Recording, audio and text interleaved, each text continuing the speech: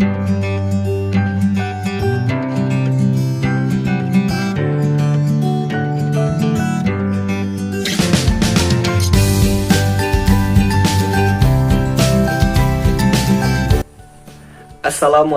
warahmatullahi wabarakatuh.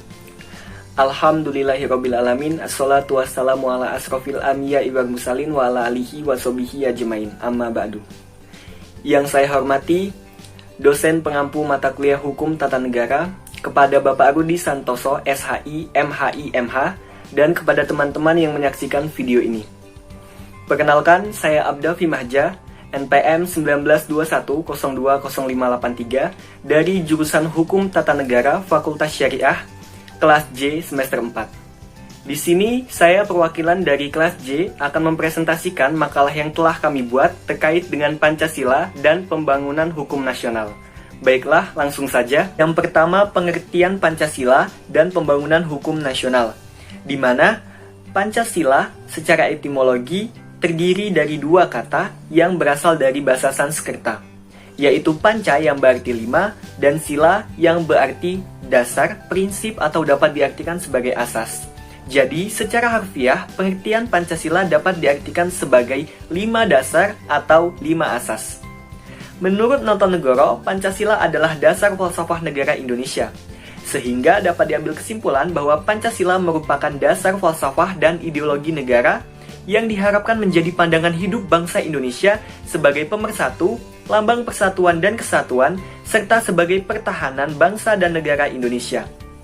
Selanjutnya, Pancasila merupakan suatu ideologi dasar bagi negara Indonesia dan merupakan rumusan serta pedoman kehidupan berbangsa dan bernegara bagi seluruh rakyat Indonesia. Pancasila merupakan sebuah kesepakatan bersama bangsa Indonesia yang mementingkan semua komponen, di mana Lawrence M. Friedman mengemukakan adanya 3 pilar penting dalam pembangunan hukum, yakni yang pertama substance atau substansi, yang kedua ada structure atau struktur, dan yang ketiga ada culture atau budaya. Secara ideal, ketiga pilar pembangunan hukum nasional itu harus berjalan serasi, selaras, dan seimbang. Mengapa demikian? Karena ketiga hal tersebut sangat berkaitan erat satu sama lainnya. Yang selanjutnya B, ruang lingkup pembangunan hukum nasional. Pembangunan hukum nasional mencakup beberapa aspek pembangunan, yaitu yang pertama pembangunan materi, di mana di dalam pembangunan materi ini mencakup antara lain pembentukan dan pembaruan peraturan perundang-undangan, yang kedua pembinaan hukum tidak tertulis baik dari sisi jurisprudensi maupun hukum-hukum tertulis lainnya. Yang ketiga, ada inventarisasi dan penyesuaian unsur-unsur tatanan hukum yang berlaku sejalan dengan sistem hukum nasional. Yang kedua, yaitu pembangunan aparat hukum, di mana pembangunan aparat hukum tidaklah terpisah dari pembangunan aparatur negara atau pemerintah pada umumnya. Pembangunan aparatur diarahkan dan ditujukan pada peningkatan kualitas, efisiensi, efektivitas, tatanan administrasi, peningkatan kemampuan, disiplin, pengabdian, ketauladanan, dan kesejahteraan. Di mana semua itu dapat kita capai dengan penyempurnaan kelembagaan, penyempurnaan tata negara, dan peningkatan sumber daya manusia atau aparat.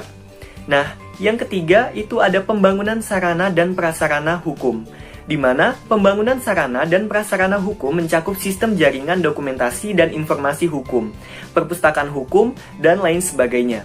Oleh karena itu, pentingnya hukum dibangun agar hukum dapat menjadi sarana vertikal pembangunan dan pembaruan masyarakat yang kita harapkan. Selanjutnya yang C, tujuan pembangunan hukum nasional.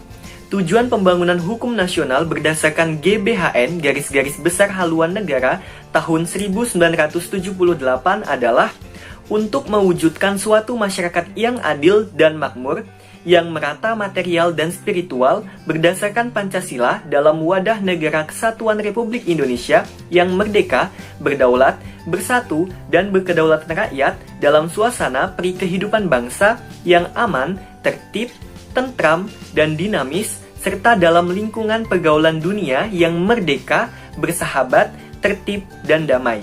Dengan demikian, rakyat Indonesia hendak mencapai masyarakat yang adil dan makmur secara merata dengan mengikuti The Golden Midden Week, dengan menghindari beberapa perbedaan-perbedaan yang menyolok dan cara-cara yang ekstrim seperti paham kapitalisme, komunisme, atau cara-cara yang fanatik dan religius.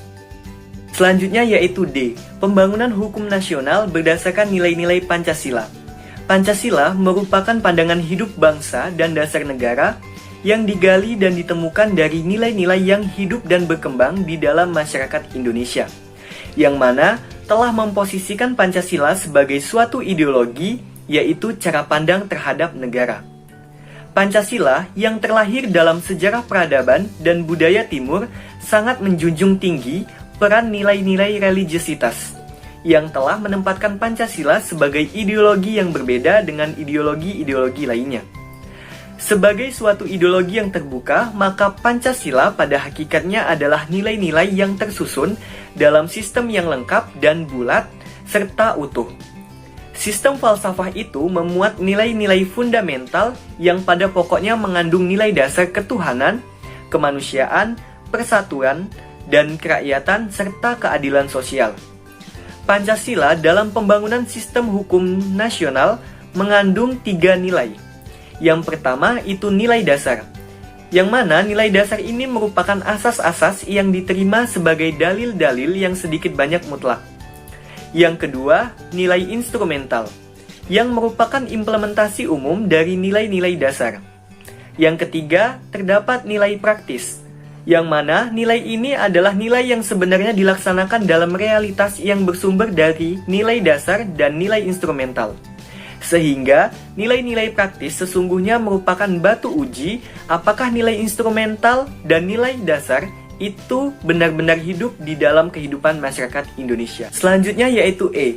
Hukum Pancasila adalah hukum nasional yang responsif, di mana pembangunan hukum yang berlandaskan kepada Pancasila harus diarahkan guna menampung dan mendukung kebutuhan hukum yang sesuai dengan perkembangan dan kemajuan pembangunan yang terjadi di sektor lain.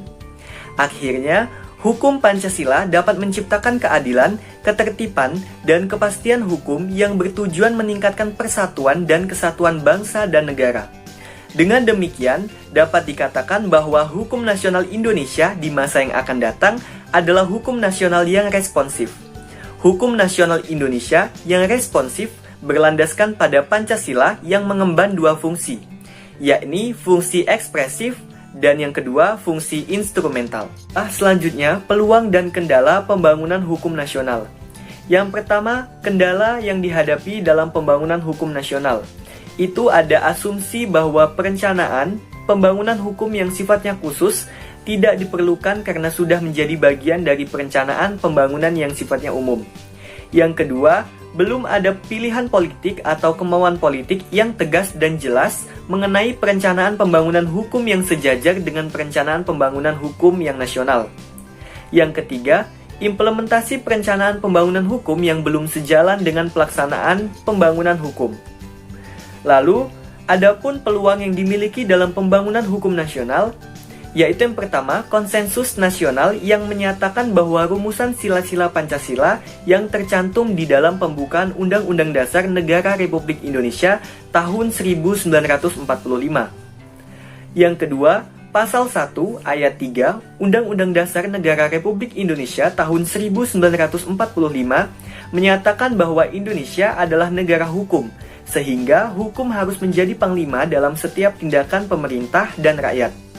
Yang ketiga, adanya peraturan perundang-undangan yang mendukung dilaksanakannya pembangunan hukum, kemajuan teknologi yang mempermudah dan memperluas jangkauan sosialisasi dan diseminasi pembangunan bidang hukum. Teman-teman semua, mungkin hanya itu yang dapat saya presentasikan dan sajikan. Saya mewakili Hukum Tata Negara kelas J semester 4. Memohon maaf jika terdapat tutur kata yang salah, dan kepada Allah saya mohon ampun. Saya akhiri, wabillahi taufiq wal hidayah. Wassalamualaikum warahmatullahi wabarakatuh.